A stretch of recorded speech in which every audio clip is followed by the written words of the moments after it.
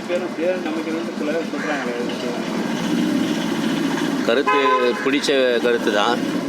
அது நடைமுறைக்கு வந்தால் சந்தோஷமாக தான் இருக்கும். திமுகவோ அது நடக்காது. நடந்துன்னு வச்சு வருங்காலத்தில் வந்து அவங்களுடைய ஃபியூச்சர் போயிடும்.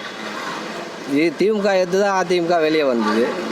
72 அவங்க வெளியே வந்தாங்க. அப்போ மறுபடியும் ஜெல்லானா அவங்களுடைய ஓட்டு சதவீதம் போயிட்டு 3வது அன்றைக்கி தான் போகும் சொல்கிறாங்க. ஆனால் அதிமுக தொண்டை வந்து இது எதிர்ப்பிலே வளர்ந்த கழகம். இது அதிமுகன்றது எதிர்ப்பில் வளர்ந்த கழகம். அவங்க போய் எப்படி திமுகவோட கூட்டணி வச்சுக்க முடியுமா? அதெல்லாம் அதை எடப்பாடியாரும் ஏற்றுக்க மாட்டார். ஓபிஎஸ் ஒரு ஆள் போனதுக்கு அவ்வளோ விமர்சனங்கள் வந்தது. கட்சியே கூட்டணி போகுதுன்னா கூட்டணி எல்லாம் போகாது. அது வந்து அத்தைக்கு மீசை முளைச்சா சித்தப்பான்ற மாதிரி அது சும்மா அது.